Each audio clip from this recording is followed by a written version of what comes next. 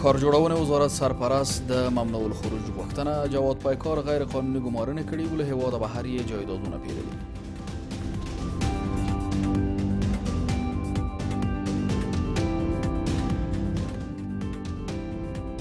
به اساس معلوماتی که ما داریم قرار است 2 حکم از جانب مقام عالی ریاست جمهوری صادر شود که یکی از این احکام در مورد بررسی برخی از فعالیت‌های وزارت شهرسازی و اراضی است و حکم دوم آن در مورد بررسی جایدادهای تعداد از مقامات حکومتی است.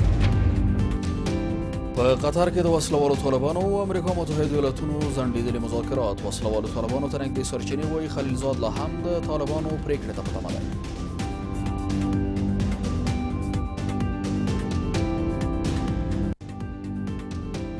د سره بیا کتنه چې دا جاج چې اخیستل دي، جایزه چې اخیستل دي امریکایانو سره د خبرو د معاهدو هغه هغې ته سپارلې ده او جواب ته انتظار دی.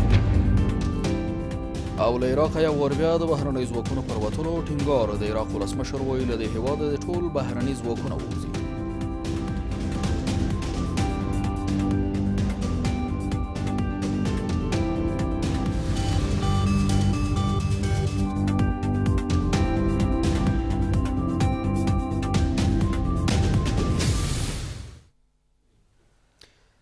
سلام، د شپږو بجو خبري ټولګې ته ښه راغلاست. نن سه شنبه د 1499 هجري لمریز کال د مرغومي 24 او د 2020 میلادي کال د جنورۍ 14 نیټه ده.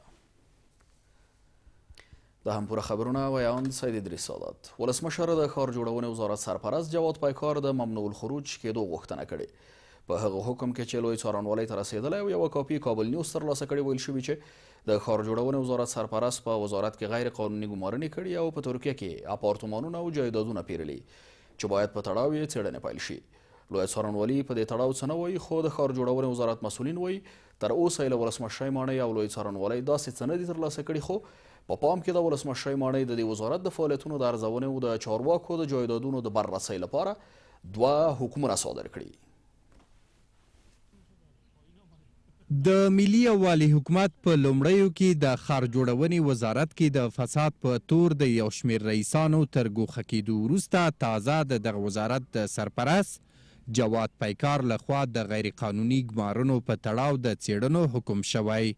د ولسمشر غني له قوله لوی څارنوالۍ ته په استول شوي حکم کې چې یوه کاپي کابل نیوز ترلاسه کړې چې د ښار جوړونې وزارت سرپرست په دغه وزارت کې په غیر قانوني توګه او د خپل صلاحیت خلاف یو شمېر کسان د سرپرستانو په توګه ګمارلي او له هېواده بهر ترکیه کې یې جایدادونه او اپارتمانونه پیرلي چې دا مسله باید روښانه شي.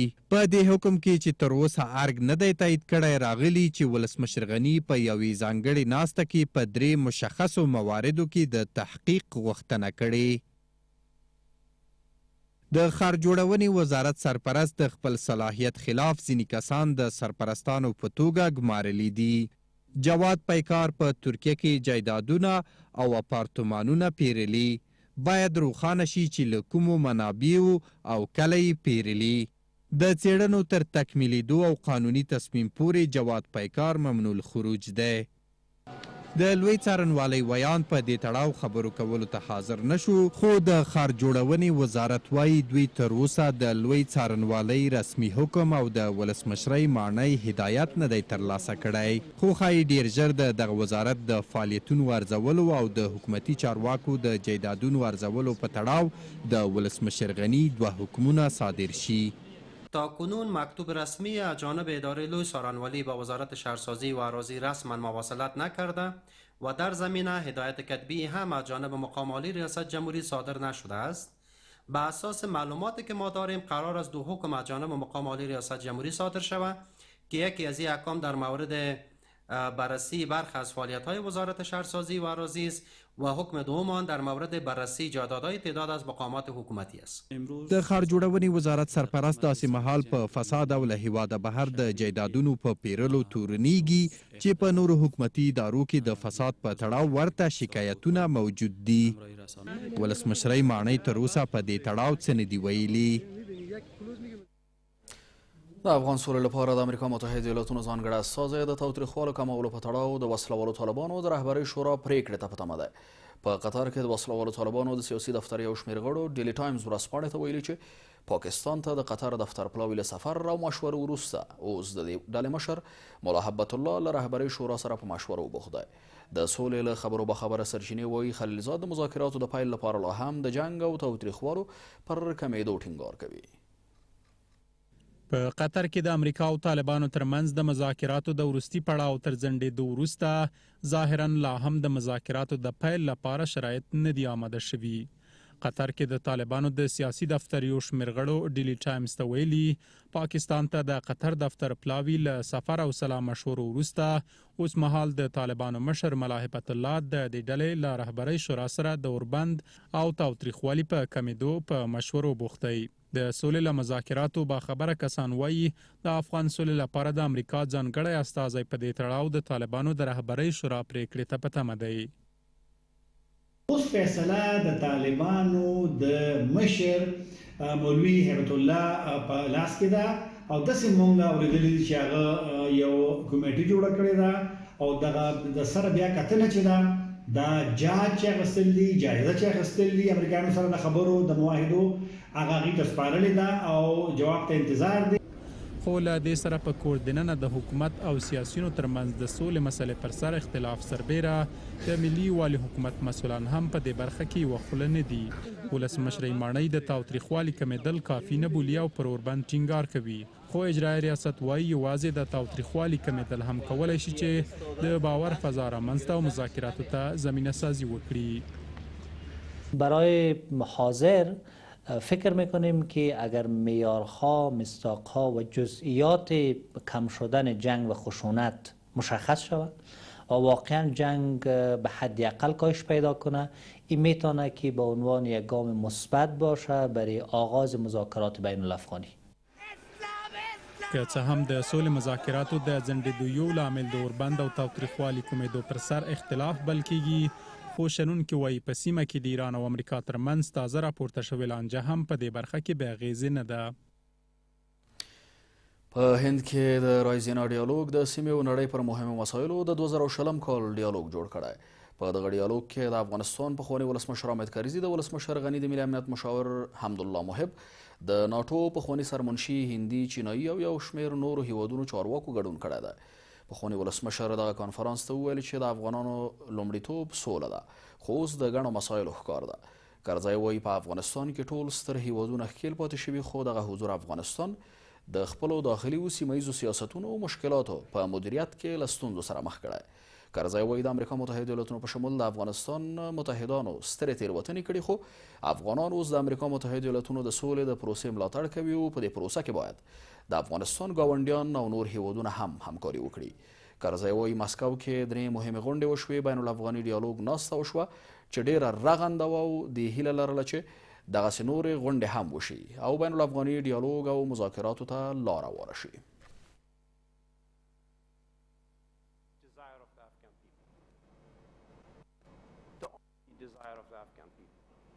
But peace in Afghanistan is also extremely complex an issue. How to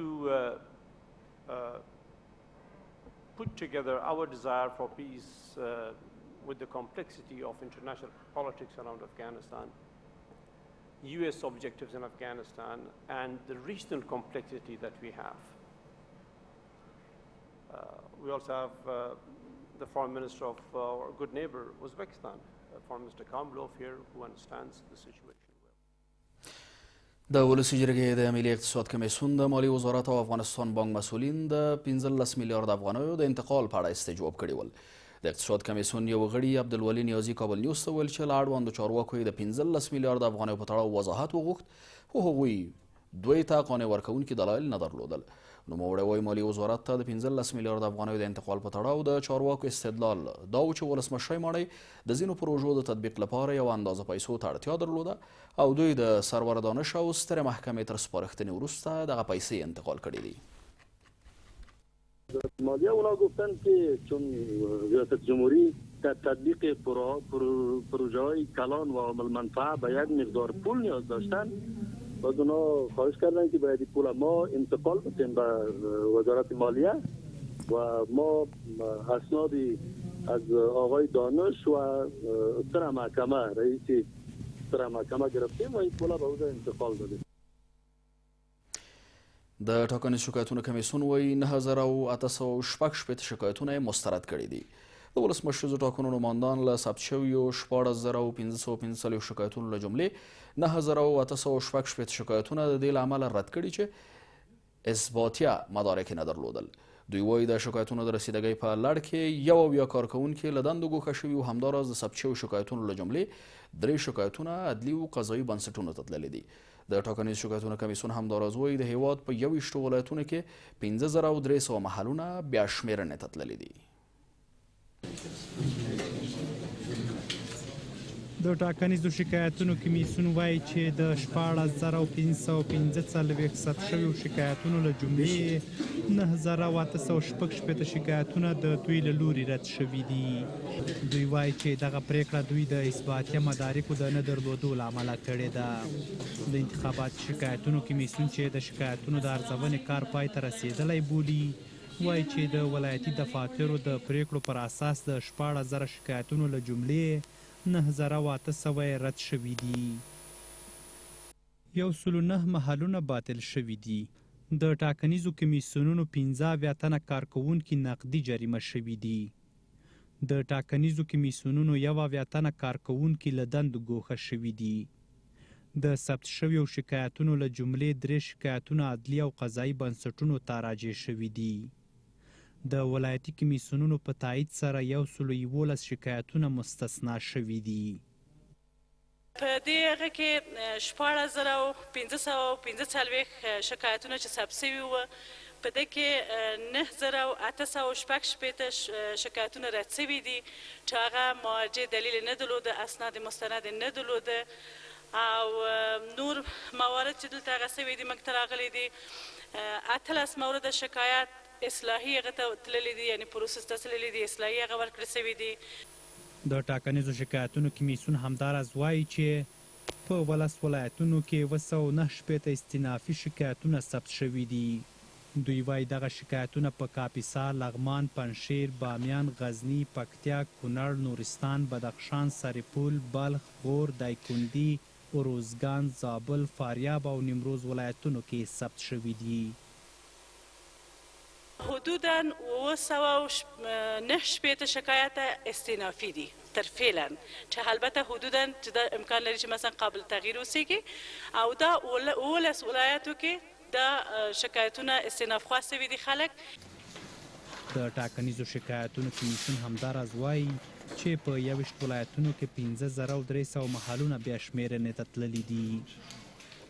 زمونږ د ولایتي فیصلو کمیسیونونو د فیصلو په اساس باندې تقریبا 15300 محلونه تفتیش و بیا شمېرنې ته تللي دي. کابل 1699 محل به باز شماری رفته، کاپیسا 117 محل، پروان 92 محل و میدان وردک 25 محل، لوگر 18 محل، ننگرهار 1582 محل، لغمان 43 محل و بغلان 6 محل. د ټاکنیزو شکایتونو کمیسیون په داسې حال کې 9866 ثبت شوي شکایتونه رد کوي چې د عبدالله په مشرۍ د ثبات او همکارۍ ټاکنیز ټیم 8000 شکایتونه، د سولې او اسلامي عدالت ټاکنیز ټیم 4400 شکایتونه، د دولت جوړونکي ټاکنیز ټیم 3000 شکایتونه او د امنیت او عدالت ټاکنیز ټیم له لوري 15 شکایتونه ثبت شوي دي. بل خوا مشرانو جرګه وایي د واشنګټن او تهران ترمنځ وروستی لانجو د افغان سولې بهیر ځنډولی دی. د مشرانو جرګې غړو د عمومي غونډې پر مهال وویل چې د امریکا متحده ایالاتونو وسلوالو طالبانو ترمنځ درول شوي مذاکرات باید ژر تر ژره پیل شي او د سیمې هیوادونو لانجې د افغان سولې مانع نه ګرځي. د مشرانو جرګې غړي د سوداګرۍ وزیر په تړاو د ولسي جرګې وروستۍ پرېکړه ستایي او وایي اجمل احمدي د افغانستان په ملي ژبو نه پوهیږي او حکومت باید پر وړاندې اقدام وکړي.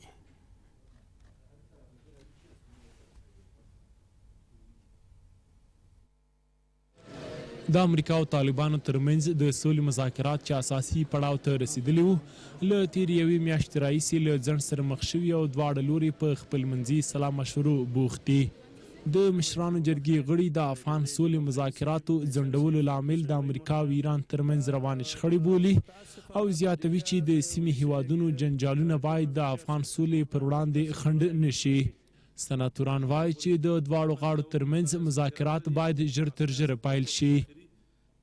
در اواخر که مذاکرات شروع شد ما امیدوار به این بودیم که شاید این مذاکرات پیشرفت داشته باشه، اما بعد از اینکه مشکل ایالات متحده امریکا با ایران پیدا شد باز این مذاکرات توقف پیدا کرد. خواهش ما است که این مذاکرات باید ادامه پیدا بکند، روندی از این تسریع پیدا کند. زه بهتره به دی هر هغه طرحه چې حکومت د صلح دپاره وړاندې کوي صلح یو ملي پروسه ده او یا نړیوال انسټیټیوټونه یې د حکومت دپاره وړاندې کوي او بیا حکومت د قابل د تایید دي هغه دا یو ملي پروسه ده او ضرورت ده نو په کار ده چې ملي شورا ته د تایید او تصویب دپاره راشي. د سولې د مذاکرات د پیل لپاره باید په افغانستان کې سراسري اوربند وشي، موقت اوربند، او دا چې د تاوتریخوالي کمواله ده دا اصلا عملی جنبه نه لري. سناتوران د امریکا او طالبانو ترمنځ په روانو مذاکراتو کې ژر تر ژره د توافق په رامنځته کولو ټینګار کوي. په ورته مهال مشرانو جرګه د تجارت وزارت سرپرست پر وړاندې د ولسي جرګې وروستۍ پریکړه ستایي او زیاتوي چې اجمل احمدي په پښتو او دري ژبو نه پوهیږي او باید حکومت یې په اړه جدي اقدام وکړي. جناب وزیر صاحب په ملي ژبو کې مشکلات لري او په پښتو او په دري کې او د سنانو ورته وړاندیز همدا و چې خیر ترجمان ورته راوغواړو.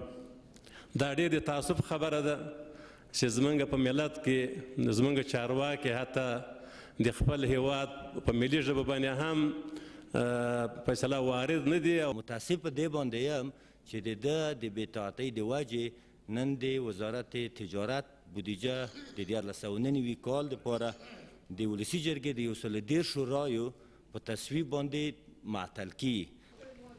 د مشرانو جرګې غړي وایي چې افغان حکومت له تیرو 3 میاشتو راهیسې افغان سرتیرو ته تنخوا نه ده ورکړې او په ګڼو ولایتونو کې سرتیري د ژمي سون توکي نه لري. وزارت اطلاعات فرهنګ ته ننوتلم په دروازه کې یو عسکر راته ودرېدی راته ویل چې د خدای په لحاظ باندې 3 میاشت کېږي 1 روپۍ معاش هم نه دی اخیستی او ایوانان واړه ټول د یخنۍ نه مري. متاسفانه بودیجه د ولسي جرګې په ګروګانګري کې ده. ملت دغه بد حالت ته دوی نظر نه اچوي. با حمایت قوای مسلح خود هستیم. در هر گوشه افغانستان که باشه نور چشم ماست و سرباز عزت ماست، سرباز عفت وطن ماست. انشالله او مشکلاتی که هم نظریه سے به او اشاره کردن و هم شما به او رسیدگی میشه.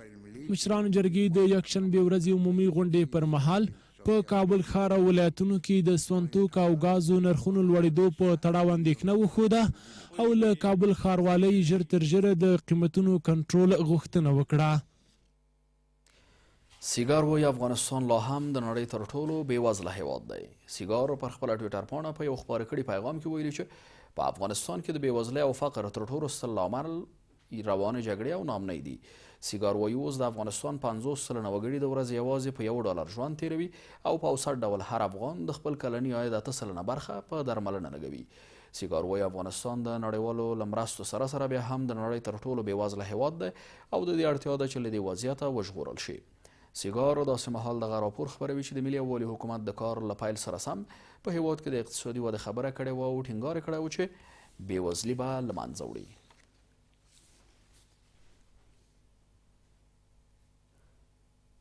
په همدې حال کې بیا په کابل ښار کې کابل ښاریان وایي د 1 کیلو ګازو بیه له 50 افغانیو 100 افغانیو ته لوړه شوې ده. کابل ښاریان شکایت کوي چې له یوې خوا د ژمي په دې سړه هوا کې د بیکارۍ کچه لوړه او له بله پلوه د سون توکو په ځانګړي ډول د ګازو بیه لوړېدو د دوی ژوند له ستونزو سره مخ کړی او له حکومته د جدي اقداماتو غوښتنه کوي. په ورته وخت کې د ولسي جرګې غړي پر حکومت نیوکه کوي چې د نفتي توکو د بیو په کنټرول کې پاتې راغلی، خو د نفتي او مایع ګازو تصدي ریاست وایي په دې برخه کې خپلې هڅې کړې دي. د ژمي په دې سړه هوا کې شاوخوا 10 ورځې کېږي چې د مرکز کابل په شمول په اکثر ولایتونو کې د ګازو او نورو سون توکو بیې په ناڅاپي توګه لوړې شوي چې عام خلک یې له ستونزو سره مخ کړي دي. په مرکز کابل کې د 1 کیلو ګازو بیه له 50 افغانیو 100 افغانیو ته لوړه شوې. د بیې دغه لوړوالی هغو کسانو ته چې د سون توکو د اخیستلو توان نه لري ډېرې ستونزې پیدا کړي دي.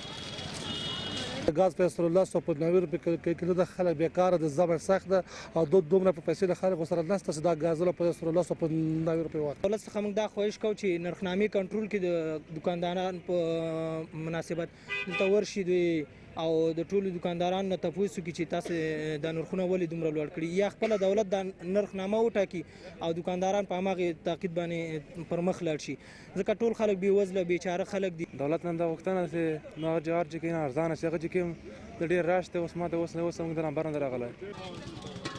د ګازو بیو لوړېدو د ملي شورا غړي هم اندېښمن کړي او حکومت په دې برخه کې په بېغورۍ تورنوي او زیاتوي چې اړوند ارګانونه دې په دې برخه کې جدي اقدامات وکړي.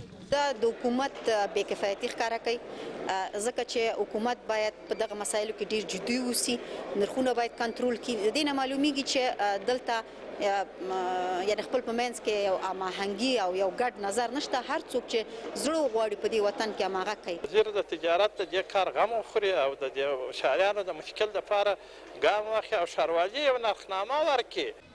په ورته وخت کې د نفتي او مایع ګازو تصدۍ ریاست د ګازو بیو لوړېدو په ښارونو کې لوړه تقاضا او د لارو بندېدل یادوي، خو په دې برخه کې د شویو اقداماتو خبره کوي.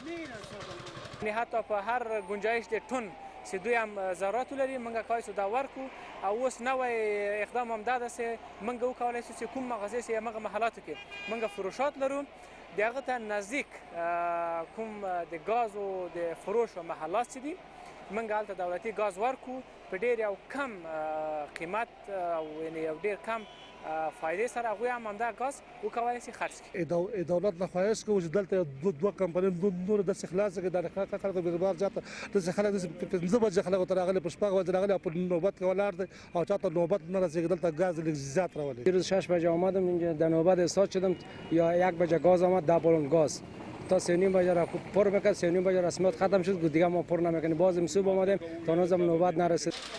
کابل ښار کې دا لومړی ځل نه دی چې د سون توکو بیې لوړېږي بلکې له دې وړاندې هم کابل کې هر کال د ژمي په رارسېدو سره د سون توکو په ځانګړې توګه د ګازو بیې په بېسارې توګه لوړېږي چې کابل ښاریان ترې شکایت کوي.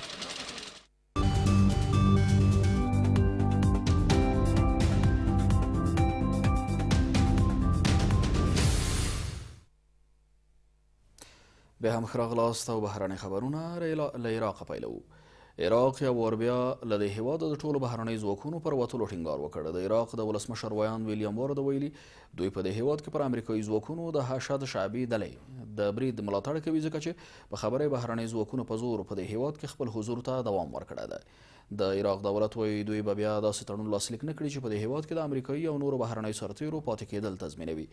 نوموړي زیاته کړې د بهرنیو ځواکونو د وتلو په اړه د دوی دریځ پخوانی دی او دوی له دې هېواده د ټولو بهرنیو ځواکونو وتل غواړي، نه یوازې د امریکایي سرتیرو.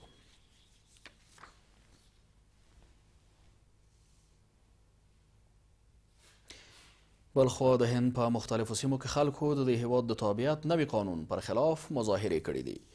لارینوال دغه قانون له تعصب او د هند د ټولنې لپاره له بدو پایلو ډک ګڼي او د قانون د لغوه کېدو غوښتنه کوي. په ورته وخت کې د هند د کانګرس په ګډون شلو ګوندونو د یوې غونډې په ترڅ کې د دې قانون خلاف له راوتلو لاریون کوونکو سره د امنیتي ځواکونو چلن غندلی او وایي حکومت په دې قانون سره د خلکو سترګو ته خاورې شیندي. د کانګرس مشر سونیا ګاندي وایي په هندي پوهنتونونو کې د قانون له مخالفانو سره د حکومت چلند اندېښمنونکی دی او دا په هندي ټولنه کې قومي او مذهبي احساسات راپاروي. دغو ګوندونو د قانون د لغوه کېدو او د تابعیت د ثبت نام د ملي پروسې عملي کولو غوښتنه کړې ده. په ورته وخت کې د هند کرالی ایالتي حکومت د دې قانون خلاف محکمې ته شکایت کړی او دا د هند اساسي قانون د سیکولر اصل خلاف ګڼلی.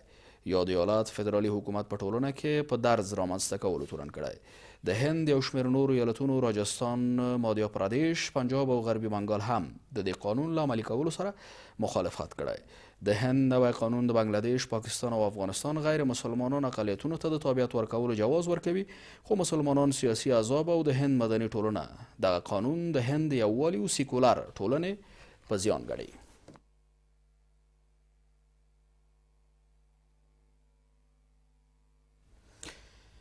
د ترکیه ولسمشر رجب طیب اردوغان سوریې ته د پوځي اقدام ګواښ کړی دی. رجب طیب اردوغان وایي سوریه د ترکیې پولې ته څیرمه سیمو کې د تازه عملیاتو په پیل سره ټکل لري اوربند تر پښو لاندې کړي. نوموړي زیاته کړې که چیرې یاد ځواکونه د سوریې په ادلیب سیمه کې پیل کړي عملیات ونه دروي نو پر وړاندې به یې پوځي ګام پورته کړي. اردوغان له سوریې څخه ترکیې ته د تلونکو ډله ییزو کډوالو ورتګ ته په اشارې ویلي سوري پوځیان په سیمه کې د وضعیت خرابولو په هڅه کې دي او په وینا یې دوی به هیڅکله اجازه ورنه کړي چې په دې سیمه کې خلک وځورول شي. اردوغان د خپلو خبرو پر دوام ویلي د هیله لري چې د اوربند هوکړې ته درناوی وشي او د وضعیت خرابولو هڅې هر څه ژر ودرول شي. او وروستی خبر دا چې د ایران لخوا د نسکورې شوې الوتکې په تړاو لندن کې غونډه کیږي. د کاناډا د بهرنۍ چارو وزیر وایي له خپل افغان بریټانوي او اوکرایني او سویډني سیالانو سره ګوري او په تهران کې د نسکورې شوې اوکرایني الوتکې په تړاو پرې بحث او خبرې اترې کیږي. تمه ده چې د افغانستان له اړخه به د بهرنۍ چارو وزارت سرپرست وزیر ادریس زمان په دې غونډه کې برخه واخلي. تېره اونۍ تهران ته نږدې د ایران په پوځي توغندي نسکوره شوې اوکرایني الوتکه کې 160 کسان ووژل شول چې په قربانیانو کې 80 ایرانیان، 3 کاناډایان او 14 افغانان شامل دي. ایرانی چارواکو ویلي پر الوتکه یې د دښمن هدف ګمان کړی او په تېروتنه یې ویشتلې ده.